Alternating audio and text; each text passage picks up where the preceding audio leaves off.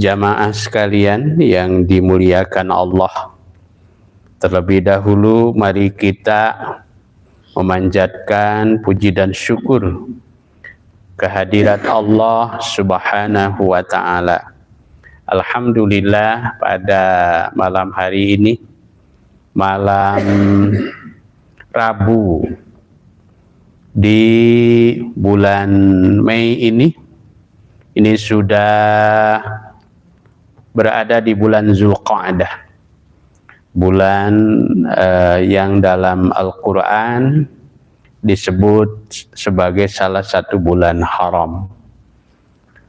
Kita semua dapat bertemu kembali di majelis ini, dan menurut Pak DKM ini adalah pertemuan pertama untuk kajian malam Rabu ya, setelah sebelumnya kita fokus ya ke pelaksanaan ibadah saum, kemudian dilanjutkan dengan Syawal dan lain sebagainya. Karena itu maka kita bersyukur karena kita dapat hadir di majelis ini, meskipun tadi disampaikan bahwa kehadirannya belum kompak seperti semula, terutama kalau dibandingkan dengan antusiasme di bulan suci Ramadan. Tapi saya tidak heran, karena di bulan-bulan Zulqa'dah, bulan Zulhijjah ini memang bulan-bulan di mana kita kaum muslimin itu sesungguhnya berada dalam ibadah-ibadah yang puncak ya, ibadah-ibadah yang puncak. Hanya mungkin kebanyakan kaum muslimin, terutama yang awamnya, itu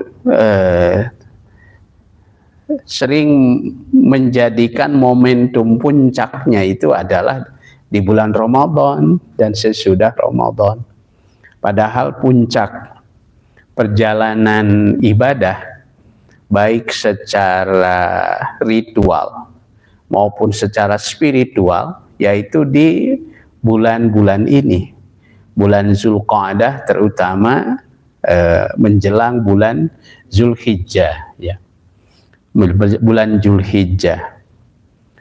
Karenanya maka apalagi kalau kita bercermin kepada ibadah haji.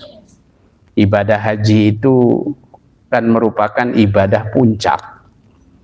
Secara spiritual dia merupakan puncak perjuangan bagi seorang muslim.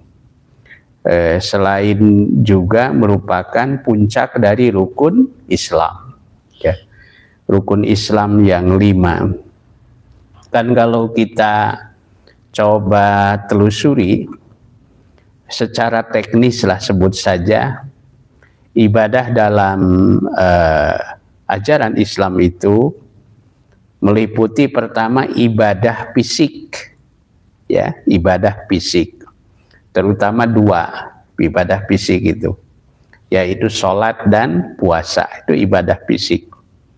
Yang kedua ibadah harta, yaitu dalam hal ini adalah ibadah zakat dan kafarah, termasuk nanti ibadah kurban ya. Ibadah kurban itu ibadah harta. Nah, yang ketiga adalah ibadah fisik dan sekaligus ibadah harta. Itulah ibadah haji ya, ibadah haji. Nah, maka yang diundang oleh Allah Subhanahu wa ta'ala dalam pelaksanaan haji pun itu orang-orang yang betul-betul terpilih ya mendapatkan undangannya. Mudah-mudahan kita termasuk orang yang dipilih oleh Allah Subhanahu wa ta'ala. Salawat dan salam semoga selalu tercurah kepada panutan agung junjunan alam Rasulullah Sallallahu Alaihi Wasallam beserta keluarga dan para sahabatnya. Jamaah sekalian yang dimuliakan Allah, dalam kajian kita pada malam hari ini kita akan tetap fokus pada kajian tafsir. Tapi ayat-ayat yang kita telaah, kita kaji adalah ayat-ayat tentang haji. Dan hari ini kita akan mencoba melihat dari satu sisi, yaitu dari perspektif sejarah. Karena itu saya beri judul yaitu hikmah dan ibrah ya dari peristiwa-peristiwa ibadah haji. Tidak diragukan lagi bahwa secara historis perjalanan haji itu sesungguhnya merupakan bagian dari napak tilas ya, napak tilas perjuangan salah seorang Nabiullah terpilih, yaitu Nabi Ibrahim alaihis salam. Napak tilas ya, jejak-jejak kehidupan dan sejarah perjuangan Nabi Ibrahim alaihis salam. Nah, kalau kita lihat ayat-ayat tentang haji, salah satunya di surah Ali Imran ayat 96 ya. Dan juga di surah Al-Baqarah ayat 124 dan seterusnya. Tadi di sholat maghrib saya sengaja baca berapa ayat tadi itu? 124 sampai 129. Ini salah satu ayat yang menceritakan tentang ketokohan dari Nabi Ibrahim alaihissalam. Nah, di sini Allah Subhanahu wa taala berfirman, a'udzubillahi minasyaitonir rajim. Wa idibtala Ibrahim rabbuhu bikalimatin fa'atammahunna. Qala inni ja'iluka linnasi imama. Qala wa min dzurriyyati. Qala la yanalu ahdiz zalimin. Bacaannya itu sebaiknya sampai ayat 129 bacaannya. Tapi kalau kajiannya saya kira tidak usah dipaksakan sampai selesai, ya sesampainya saja. Bacaannya dianjurkan sampai ayat 129, Al-Baqarah 129. Kita coba telaah satu persatu dari ayat ini. Allah Subhanahu wa taala berfirman, wa idibtala Ibrahimu, dan ingatlah ketika menguji Ibrahim kepada Nabi Ibrahim, atau secara bebas bisa diartikan ketika Ibrahim diuji. Nah, kalau terjemahnya bisa begitu.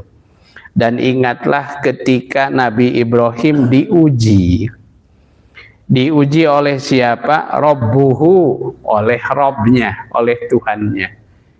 Ya, oleh Tuhannya. Oh, ini luar biasa ini kalimat ini. Menggunakan Rabbnya.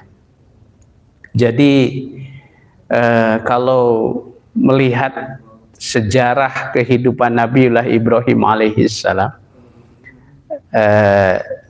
saya secara pribadi kalau ingin agak rehat ya di rumah itu istirahat, itu suka menonton film.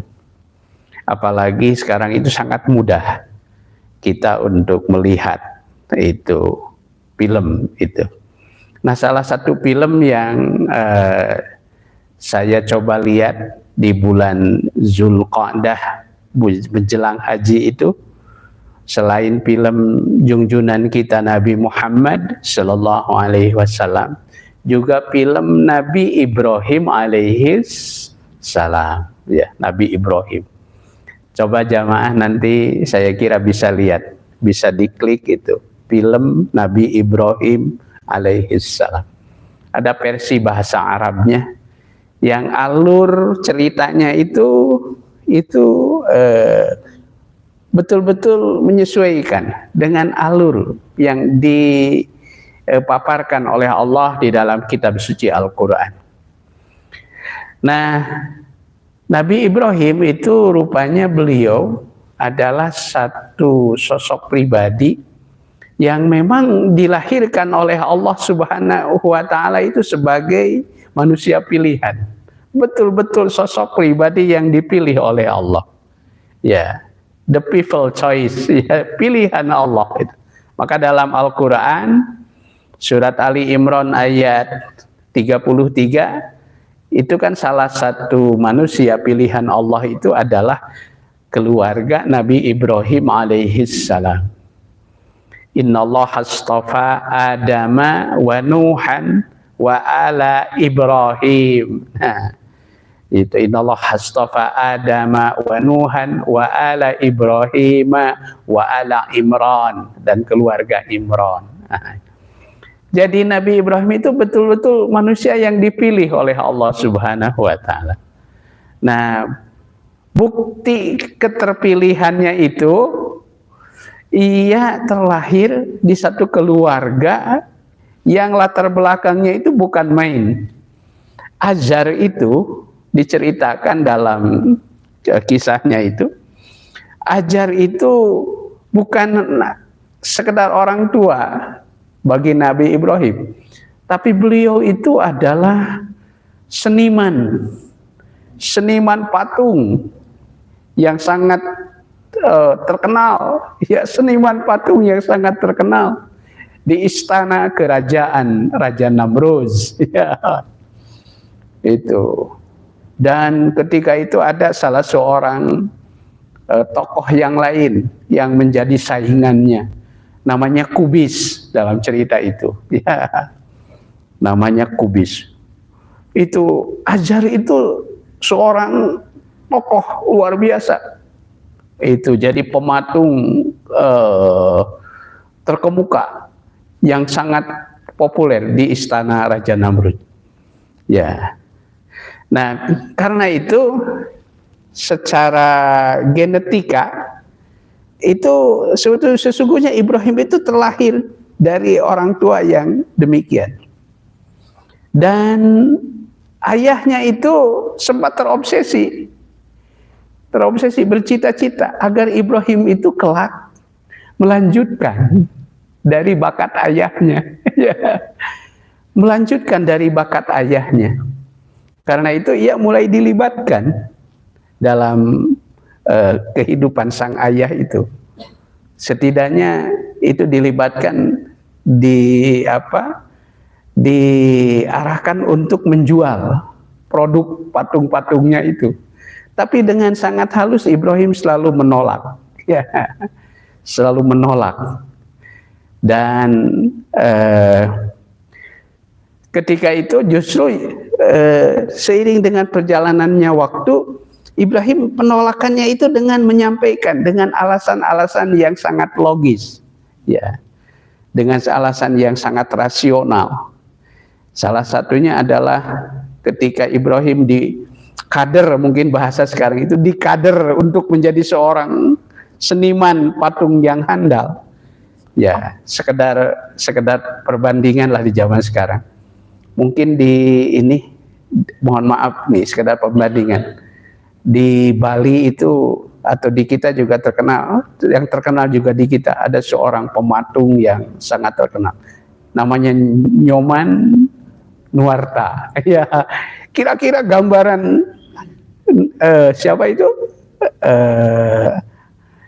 ya gambaran dari ayahnya Ibrahim itu seperti itu, Ajar itu. Jadi dia seorang pematung yang handal. Nah, setiap akan dikader itu Ibrahim tadi menolak dengan alasan yang sangat halus, ya.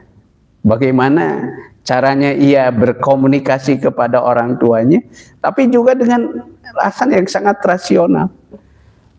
Dan selalu memberikan alasan. Salah satu alasannya, ya untuk apa? Katanya saya harus menjual patung-patung ini yang dianggap sebagai sesembahan, sementara dia sendiri tidak bisa memberikan mudarat dan manfaat. Ya, jangankan untuk orang lain, untuk dirinya sendiri dia tidak bisa membela diri ketika ada bagian dari patung itu yang mengalami kerusakan. Ya, itu. Jadi dijaga oleh Allah Subhanahu wa taala, ya, dijaga oleh Allah. Nah, hingga kemudian mulailah agak renggang hubungannya. Mungkin istilah sekarang itu secara ideologis, ya. Jadi kan yang namanya keturunan itu ada keturunan biologis kan, ya. Ada keturunan biologis, ada keturunan ideologis. Nah, ini rupanya secara ideologis itu mulai berseberangan dengan bapaknya itu, iya, dengan ayahnya itu. Nah, kemudian ia tidak lagi diandalkan oleh bapaknya untuk menjadi asisten, ya, untuk menjadi asisten. Bahkan sering kemudian Nabi Ibrahim itu mencari tempat untuk semacam istilah sekarang itu semacam bertahanus, ya. Kalau di zaman Rasulullah kan itu Nabi sering dibawa oleh eyangnya itu Abdul Muthalib. Bahkan Nabi Muhammad itu hampir mirip, memang mengalami kehidupan. Rata-rata para nabi itu mengalami ujian kehidupan yang sangat hebat seperti itu. Seperti Nabi Muhammad itu ketika masih bayi, dari sejak bayi sampai ia menjadi menjadi seusia balita hingga menjadi atfal, kemudian menjadi gulam. Kalau dalam bahasa Arab itu sejak awal itu tidak lepas dari dari ancaman-ancaman mara bahaya kan, ya. Nah, salah satunya yang terbaca oleh kaum Yahudi kan, kaum Yahudi dan Nasrani, ya, kaum Yahudi dan Nasrani. Salah satu tanda kelahiran Nabi Muhammad itu kan dengan munculnya cahaya di langit yang sangat terang. Dan itu diyakini sebagai salah satu tanda kenabian. Nah, karena itu kaum Yahudi itu ternyata berusaha untuk memburu Nabi dari sejak kecil. Dari sejak kecil, ya. Yaitu salah satunya sebuah bayi yang lahir di Mekah, ya, yang lahir di Mekah dan sekitarnya, itu dicari, dan mereka itu melalui tokoh-tokoh tertentu itu membayar uang kepada orang-orang Mekah dan sekitarnya untuk mencari siapa anak yang memiliki tanda-tanda seperti ini. Nah, itu. Dengan skenario Allah Subhanahu wa taala, bagaimana kemudian Nabi Muhammad itu diselamatkan sehingga tidak ada seorang pun yang tahu tanda yang ada di belikatnya itu, ya, kecuali itu diketahuinya yaitu pada saat diajak oleh pamannya Abu Thalib dalam sebuah ekspedisi perdagangan, dan di situ diundang dalam sebuah makanan resmi oleh seorang pendeta, namanya Pendeta Bakhira kan. Nah, karena beliau seorang tokoh agama sebut saja yang jujur lah, ya, maka dia sampaikan kan fakta itu. Nah, sesudah itu Rasulullah SAW itu kan diamankan juga oleh kakeknya itu Abdul Muthalib itu sebelum dibawa oleh pamannya itu selalu diamankan di sebuah gunungan yang tidak diketahui oleh orang lain. Ya. Nah, jadi disitulah Nabi Muhammad mulai melakukan upaya pencarian terhadap perjalanan spiritualnya, keimanannya. Nah, ini pula yang dilakukan oleh Nabi Ibrahim alaihis salam. Nah, jadi betul-betul bahwa Ibrahim itu adalah suatu sosok yang dipilih oleh Allah. Maka di sini Allah Subhanahu wa taala menggambarkan wa idibtala Ibrahim rabbuhu. Dan ingatlah ketika diuji, ketika Allah menguji kepada Ibrahim. Ya, siapa yang menguji? Rabbuhu, yaitu Rabbnya. Jadi Nabi Ibrahim itu kan pencarian, memperoleh pencarian Tuhannya itu melalui balada, ya, balada, yaitu di mana semula dia meyakininya ada pada bintang gemintang, ya. Jadi dari dulu juga sudah mulai tumbuh keyakinan ada rasi-rasi bintang, ya. Ada bintang-bintang tertentu yang memiliki tanda-tanda, ya. Itu. Kemudian ia menolaknya, kemudian dianggaplah bahwa Tuhan itu adalah bulan karena lebih besar penampakannya, kemudian matahari, tapi itu pun kemudian logikanya, ya, pencarian keyakinannya menolaknya, hingga akhirnya Ibrahim meyakini bahwa Tuhan yang sesungguhnya adalah Rabb yang menciptakan semua makhluk. Nah, setelah menemukan keyakinan yang kuat itu, maka kemudian ia diuji oleh Allah. Bikalimatin, dengan beberapa kalimat. Di sini kalau saya baca tentang makna kalimat dalam ayat ini, itu tidak dijelaskan apa saja bentuk ujiannya itu, ya. Itu karena apa? Saking besar ujian yang Allah berikan kepada Nabi Ibrahim itu, saking besar dan saking banyaknya, ya, sebegitu besar dan sebegitu banyaknya ujian yang Allah berikan kepada Nabi Ibrahim itu. Tapi semuanya itu dilalui, ya, dilalui oleh Nabi Ibrahim itu dengan sangat sempurna. Nah, jadi di sini dijelaskan di ayat ini bahwa Ibrahim alaihissalam diuji Tuhan dengan beberapa kalimat, dengan menugaskan perintah dan larangan seperti membangun Ka'bah, membersihkannya dari segala kemusyrikan, mengorbankan anaknya Ismail, menghadapi Raja Namruz dan lain sebagainya. Nah, menurut Mahmud Zahram, Ibrahim alaihissalam telah diberi oleh Allah bermacam-macam pengalaman, ujian dan cobaan. Dia diperintahkan oleh Allah menyembelih anaknya. Perjalanan pulang pergi antara Syam dan Hijaz untuk melihat anak dan istrinya yang berada di kedua tempat itu dan sebagainya. Ini yang saya sendiri baru ngeh, ya. Itu ketika Nabi Ibrahim mendapatkan perintah untuk menyembelih sang anak Ismail melalui mimpi, itu semula saya berasumsi lah, itu, ya, berasumsi itu menduga peristiwa itu Nabi Ibrahim sudah berada di Mekah, Pak. Ya.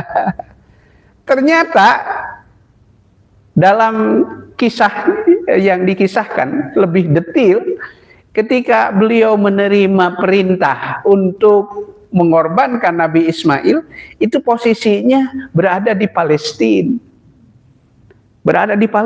Dan ketika itu sedang berada bersama istrinya Siti Sarah. Jadi bisa dibayangkan untuk menunaikan begitu teguhnya begitu teguhnya, begitu istiqomahnya kalau istilah sekarang ya, begitu teguhnya pada keyakinan yang diperintahkan oleh Allah Subhanahu wa taala itu. Nabi Ibrahim itu menjalankan tugasnya bukan main. Jadi beliau pulang pergi dari Palestina ke Mekah. Ketika itu disebut namanya Hijaz. Ke Hijaz.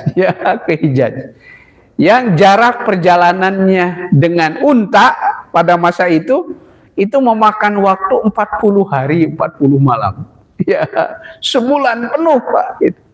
Dan itu dilakukan oleh Nabi Ibrahim dengan penuh keteguhan, dengan penuh ketaatan, dengan penuh ketulusan, ya, dan penuh kepasrahan kepada Allah Subhanahu wa taala.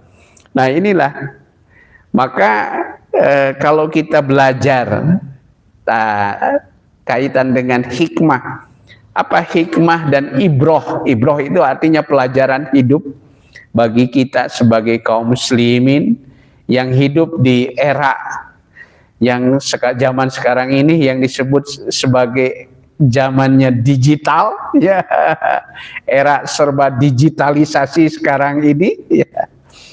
Itu maka salah satu pelajaran penting yang kita peroleh dari Nabi Ibrahim adalah kesabarannya. Kesabaran dalam hal apa? Kesabaran dalam ketaatannya, kepatuhannya. Jadi kalau para ulama kan membagi sabar itu ada minimal 3. Dan kesabaran yang pertama disebutnya adalah as-sabru fit-tha'ah. Sabar dalam ketaatan. Yang kedua, sabar dalam menjauhi kemaksiatan. Dan yang ketiga, as-sabru fil musibah. Sabar dalam menghadapi musibah. Yang paling menonjol dari kesabaran Nabi Ibrahim itu adalah kesabaran yang pertama, yaitu as-sabru fit-tha'ah. Jadi Nabi Ibrahim itu begitu luar biasa ketaatannya kepada Allah Subhanahu wa taala, sehingga beliau tanpa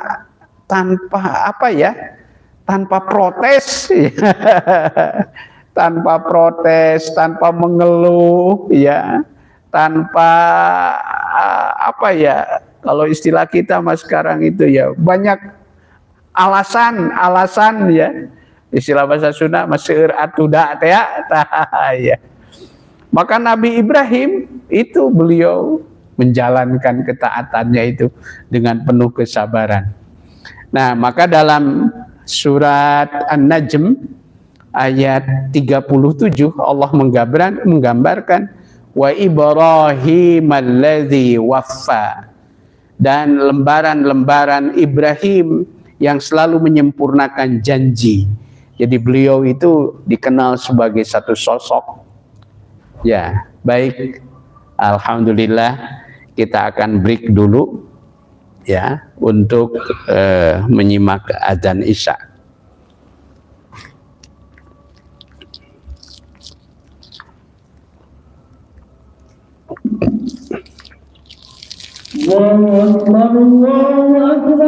Allahu Akbar, Allahu Akbar.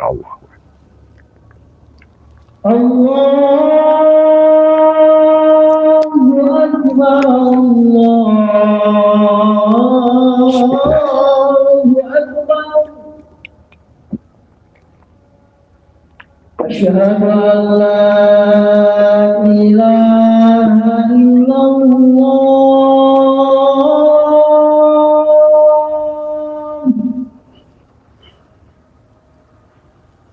Asyhadu an la ilaha illallah.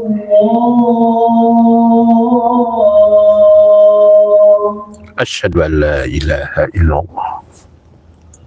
أشهد أن محمدا رسول الله.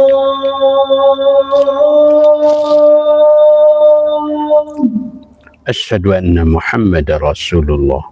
أشهد أن محمدا رسول الله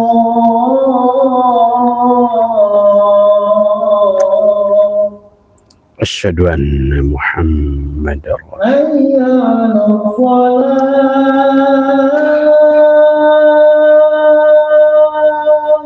لا حول ولا قوة إلا حي بالله على الصلاة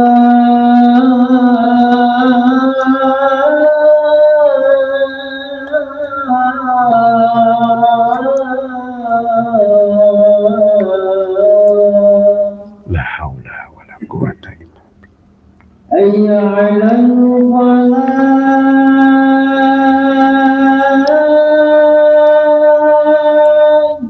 لا حول ولا قوة إلا حي على الفلاح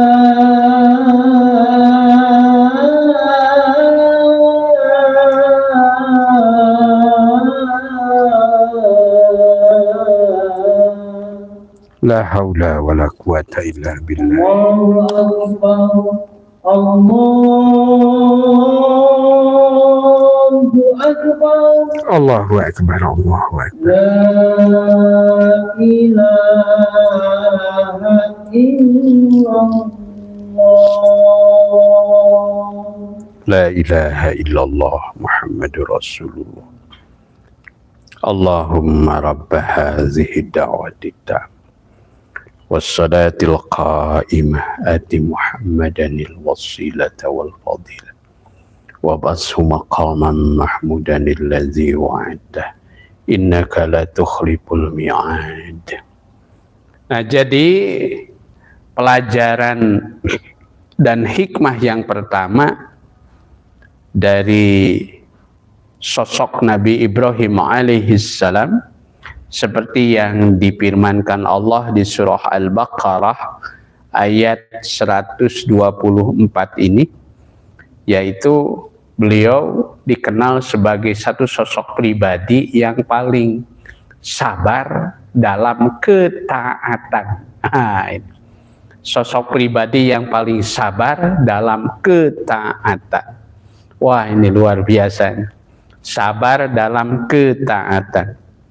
Wa Ibrahim allazi waffa, dan ingatlah ketika Ibrahim menyempurnakan, selalu menyempurnakan terhadap janji, ya. Nah, kemudian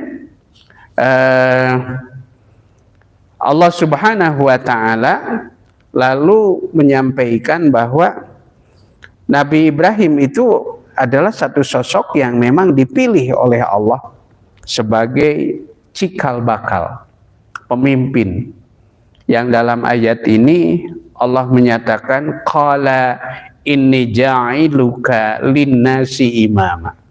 Allah berfirman, sesungguhnya aku, kata Allah, akan menjadikan engkau sebagai imam. Imam yang dimaksud di sini adalah sebagai nabi. Sebagai nabi, ya. Sesungguhnya aku menjadikan engkau sebagai pemimpin bagi seluruh manusia. Dalam arti sebagai nabi. Maka Nabi Ibrahim itu dalam perspektif sejarah, kemudian beliau lebih dikenal sebagai Abul Anbiya, bapaknya para nabi. Jadi dalam konteks kepemimpinan, Nabi Ibrahim itu dikenal sebagai Abul Anbiya, bapaknya para nabi. Selain dalam perspektif pencarian keyakinannya, ya, beliau disebut sebagai bapak tauhid, ya. Jadi Nabi Ibrahim itu. Nah, ketokohan Nabi Ibrahim itu bukan hanya diakui, bahkan diklaim oleh kaum muslimin saja, tapi oleh seluruh penganut agama Samawi. Penganut agama Samawi. Yahudi juga mengklaim bahwa Ibrahim itu adalah sebagai penganut ajaran Yahudi. Begitu pula Nasrani, mereka juga mengklaim bahwa Ibrahim itu adalah seorang penganut ajaran Nasrani.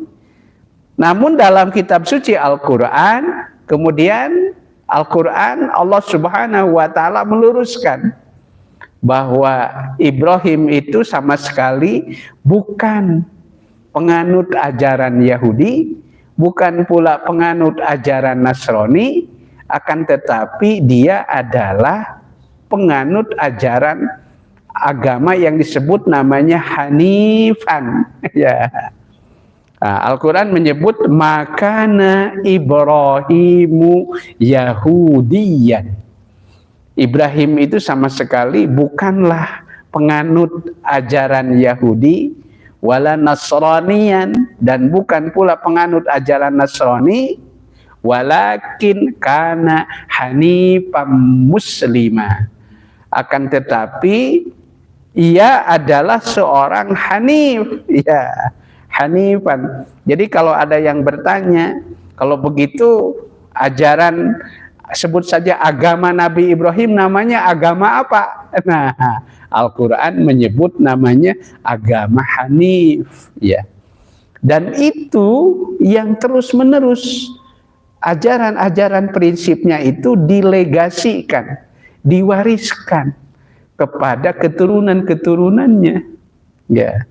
Baik dari keturunan Nabi Ismail, ya, maupun dari keturunan Nabi Ishak, yaitu ajaran tauhid.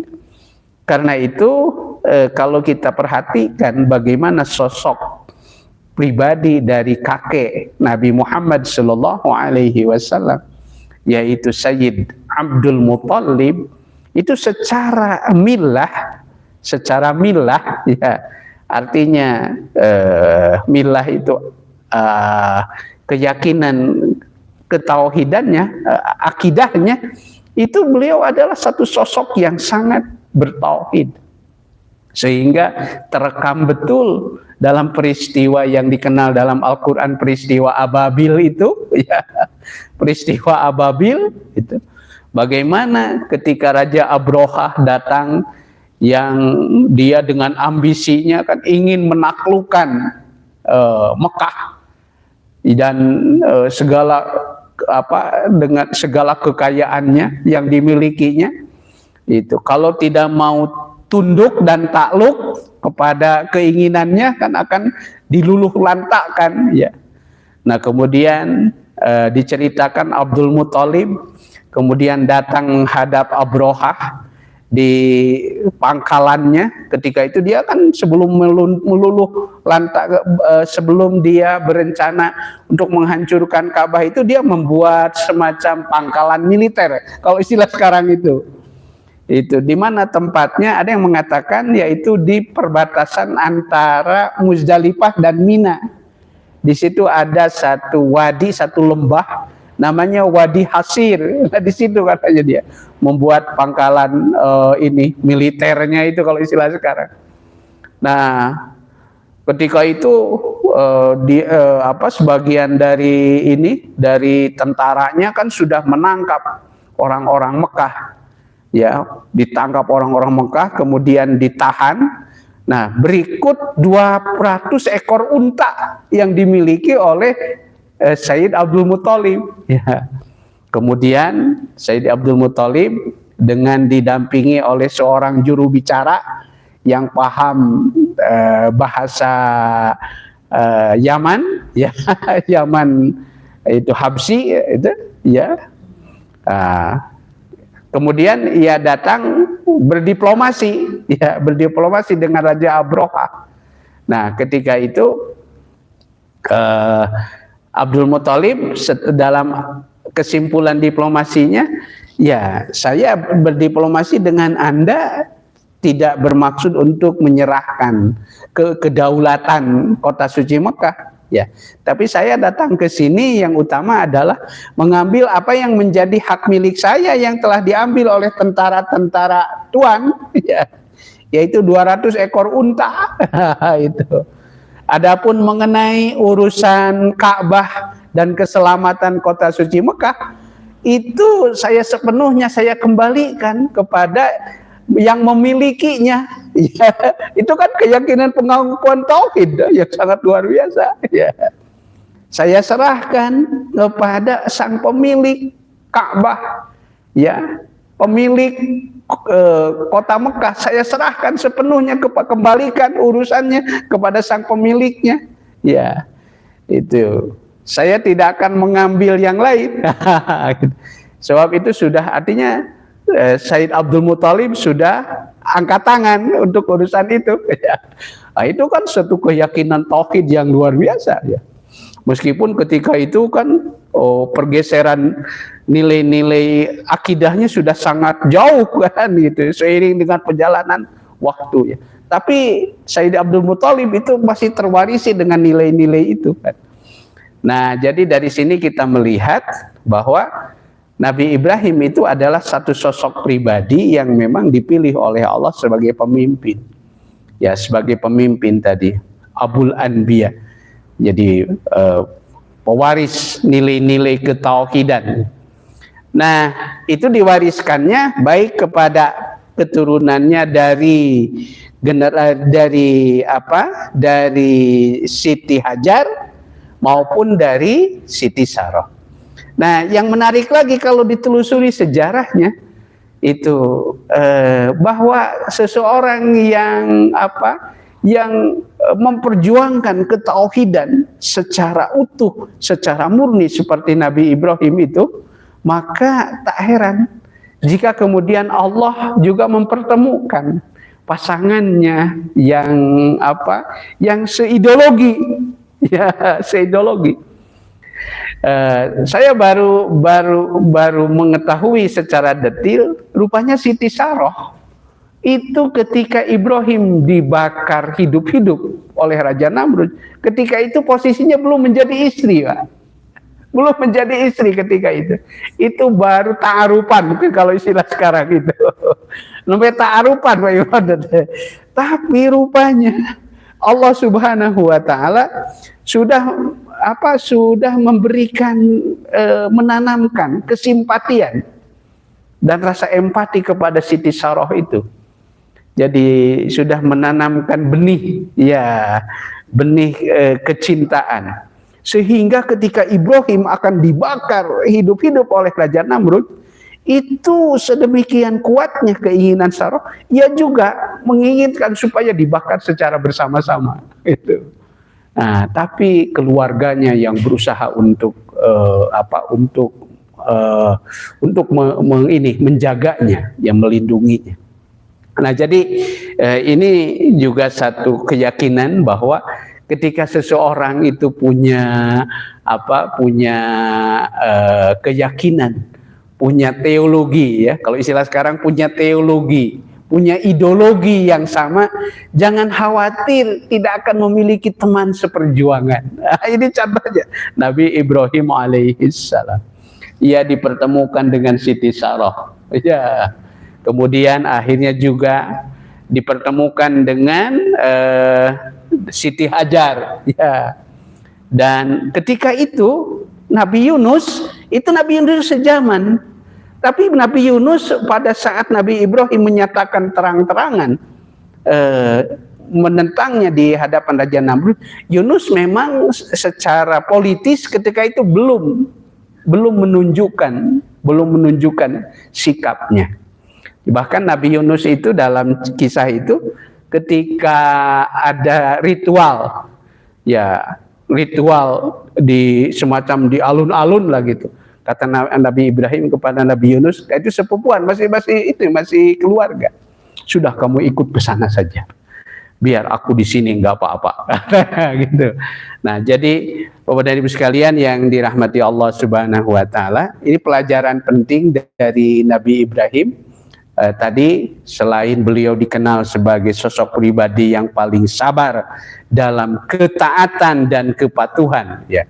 Maka kemudian sangat layak jika di kemudian hari Nabi Ibrahim dipilih oleh Allah sebagai imam, pemimpin bagi manusia, ya. Dalam arti sebagai cikal bakal para nabi dan rasul.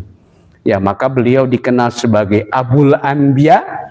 Selain juga Nabi Ibrahim dikenal sebagai Bapak Tauhid. Nah, sebagai sosok pribadi yang mulia, nah seperti hamba-hamba Allah yang lainnya, maka muncul sebuah kesadaran. Muncul sebuah kesadaran ketika satu nilai diperjuangkan,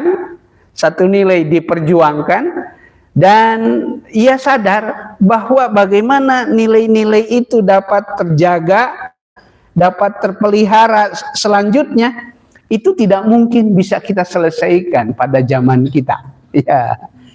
Jadi ketika Pak DKM di sini punya satu cita-cita ingin mengembangkan Nurul Jamil dengan cita-cita begini dan seterusnya, itu satu hal yang sangat baik.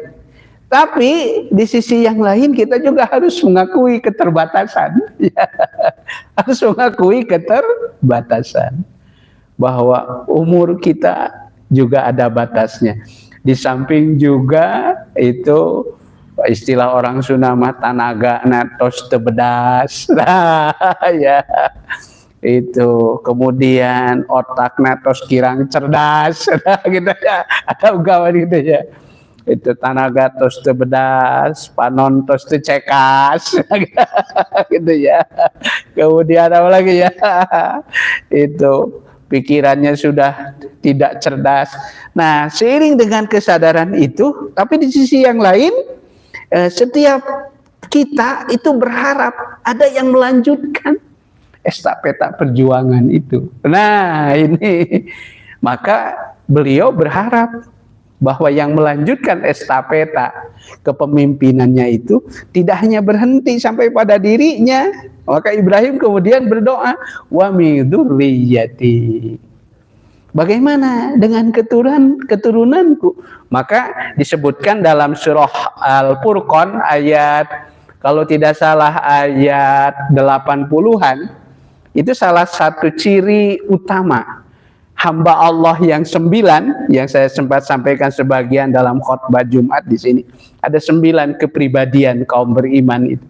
Nah, salah satunya adalah dia selalu terobsesi agar kebaikan-kebaikan yang pernah ia rintis, yang pernah ia perjuangkan, yang ingin ia kembangkan, itu dilanjutkan oleh generasi-generasi sesudahnya. Maka disinilah lalu muncul doa, Rabbana hablana min azwajina wa dhurriyyatina qurrata a'yun waj'alna lil muttaqina imama. Rabbana hablana min azwajina wa dhurriyyatina qurrata a'yun waj'alna lil muttaqina imama.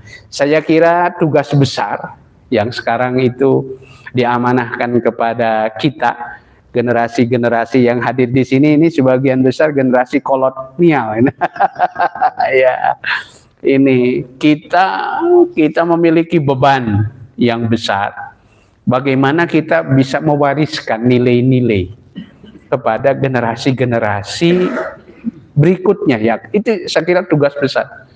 Dan salah satu tantangan hidup kita generasi hari ini adalah apa? Saya melihat tantangannya itu dalam, saya mulai kotret itu untuk bahan khutbah. Salah satu tantangan yang dirasakan oleh generasi hari ini itu selain apa ya? Selain pertama itu pergeseran nilai yang sudah semakin jauh. Kemudian yang sangat luar biasa, sangat mengundang keprihatinan Pak, itu dekadensi moral hari ini. Dekadensi moral itu luar biasa. Minggu lalu, hari Selasa yang lalu, kami bertemu dengan teman-teman dari 8 ormas Islam se-Jawa Barat. Lalu kami berdialog, berdiskusi, berurung rembuk, dan salah satu yang muncul dalam diskusi itu adalah kekhawatiran yang sudah sangat mengkhawatirkan, yaitu terjadinya dekadensi moral. Dan itu tidak hanya terjadi di perkotaan. Itu mulai dari desa-desa terpencil, ya, aduh ngeri sekali itu, ya ngeri sekali kalau kita melihat ke situ. Yang namanya pergaulan bebas, itu, yang namanya pergaulan bebas, ya, dan bukan hanya pergaulan bebas secara normal, itu sudah banyak temuan-temuan yang namanya pergaulan sejenis, pergaulan sejenis. Dan itu ditemukan bukan hanya di perkotaan, tapi terjadi di beberapa daerah terpencil. Ini ya. Jadi kekhawatiran kita yang paling besar saat ini adalah itu, saya kira pesan Nabi Ibrahim, wa min dzurriyyati, ya, wa min dzurriyyati, tanggung jawab kita sebagai keluarga ini. Itu. Jadi saya menitik beratkan justru pesan moral yang paling utama itu ke sini. Wa min dzurriyyati. Ya, maka perjuangan kita itu saya kira sangat luar biasa, sangat berat ya, dan ini diperlukan ada satu namanya hand in hand. Ya, perlu ada bersinergi dan berkolaborasi di antara berbagai pihak terkait, ya, karena gerakan-gerakan seperti itu bukan lagi dilakukan secara individual, tapi sudah terorganisir, ya, sudah terorganisir. Karena itu dakwah amar ma'ruf dan nahi munkar pun itu sekarang harus dilakukan secara terorganisir. Nah ini, jadi sekarang sudah memasuki wilayah kita yang sangat vital, Pak, pendidikan, ya. Jadi wilayah-wilayah pendidikan, sehingga ngeri sekali dekadensi moral itu terjadi bukan hanya di lingkungan ini, tapi di lingkungan yang justru selama ini kita anggap sebagai benteng-benteng.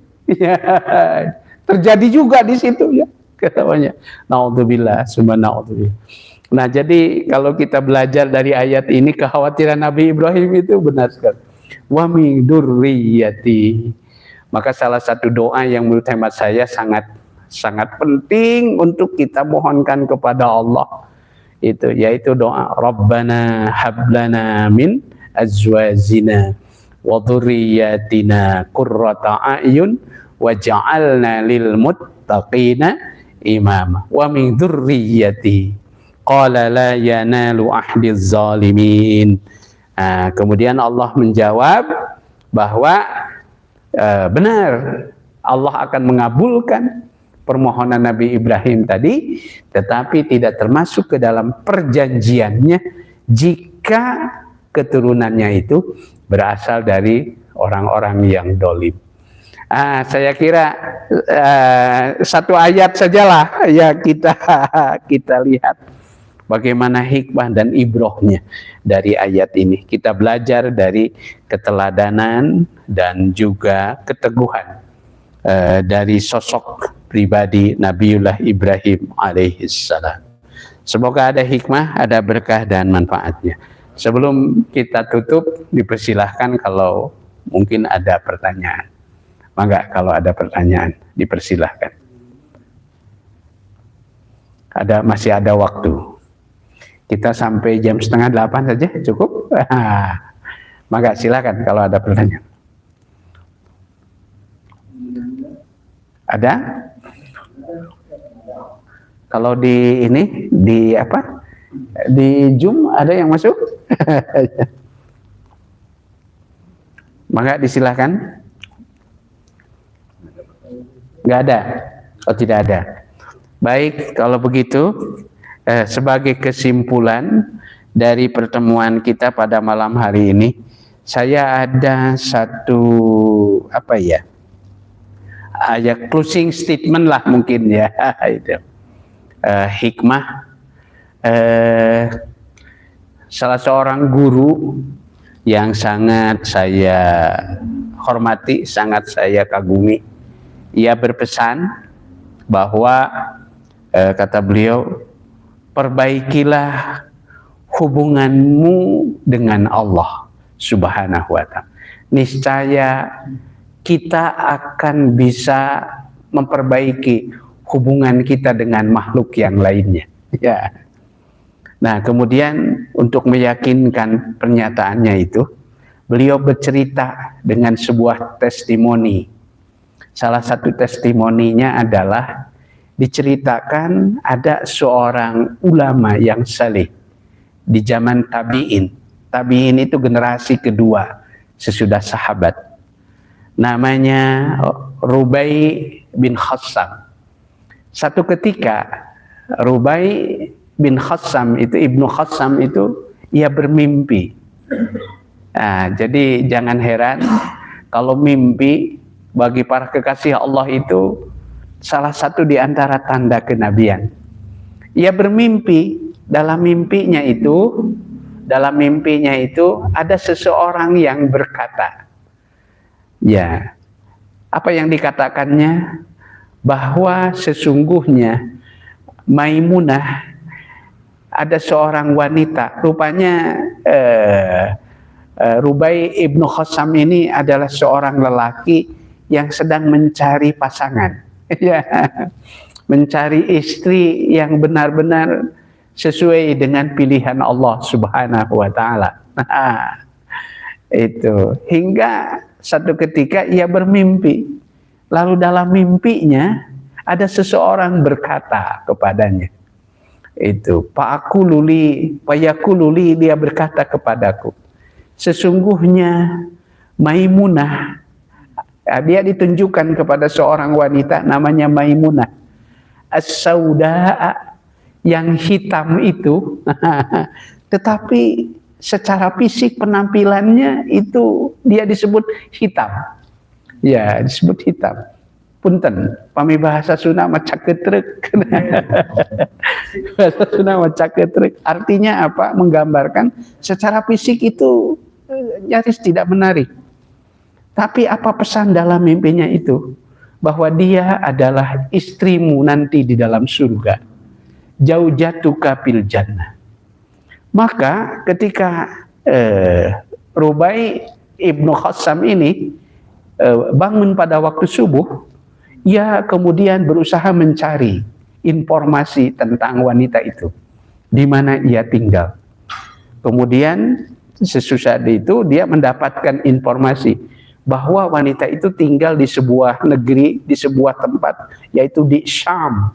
Syam itu Suriah. Itu salah satu wilayah dari Syam itu adalah Suriah. Kemudian ia pun berusaha untuk mencarinya itu hingga ia menemukannya.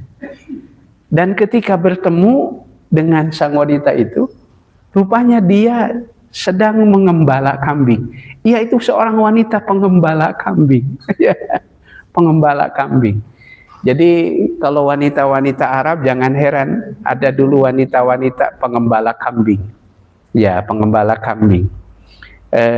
Ketahuilah ketika Nabi Musa bertemu dengan istrinya, itu kan kedua calonnya itu sedang mengembala kambing, putri Nabi Syuaib. Begitu pula Maimunah ketika itu.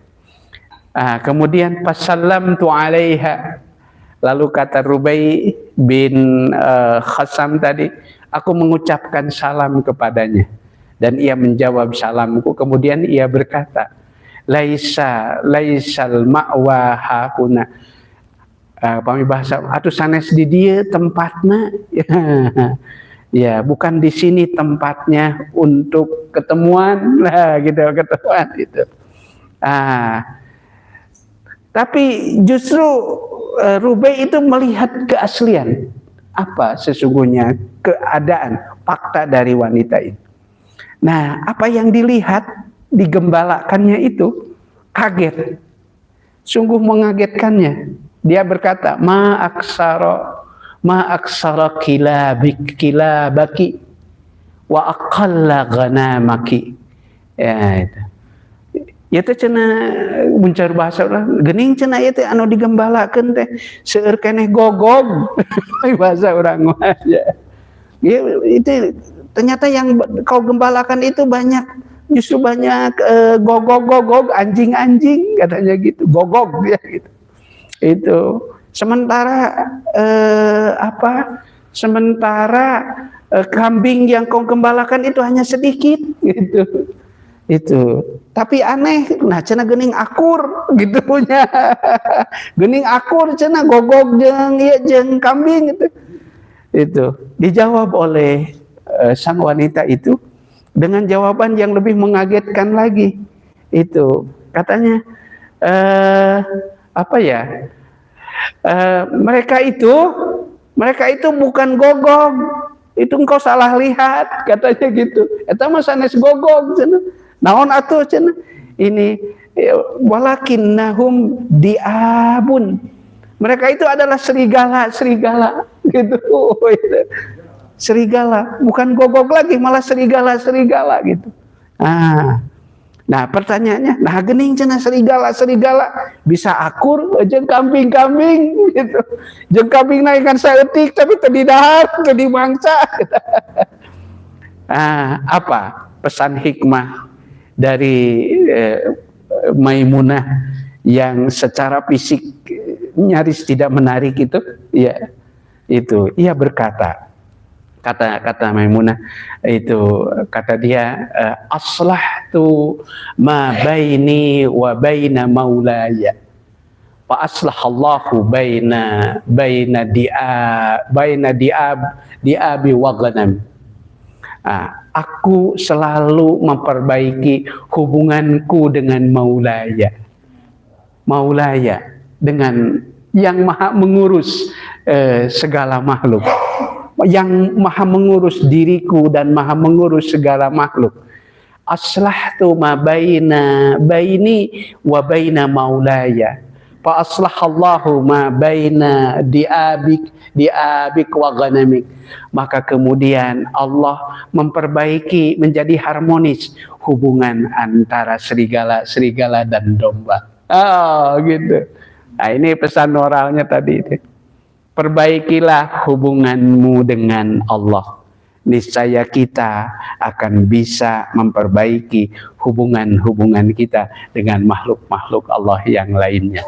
Nah, mudah-mudahan ini menjadi pesan moral yang sangat penting bagi kita sekalian. Semoga saya, Bapak dan Ibu kita sekalian semakin memperbaiki hubungan kita dengan Allah Subhanahu wa taala seperti bagaimana ketaatan Nabi Ibrahim alaihis salam.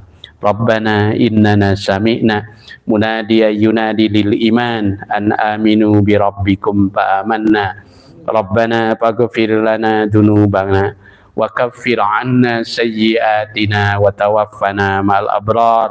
Rabbana hab lana min azwajina wa dhurriyyatina qurrata a'yun waj'alna lil muttaqina imama. Rabbana atina fid dunya hasanah wa fil akhirati hasanah wa qina adzabannar. Wa sallallahu ala nabiyyina Muhammad wa ala alihi wa sahbihi wasallam. Subhana rabbika rabbil izzati amma yasifun wa salamun alal mursalin walhamdulillahi rabbil alamin. Nasrun minallah wa fathun qarib wa basyiril mu'minin. Assalamualaikum warahmatullahi wabarakatuh. Sami-sami.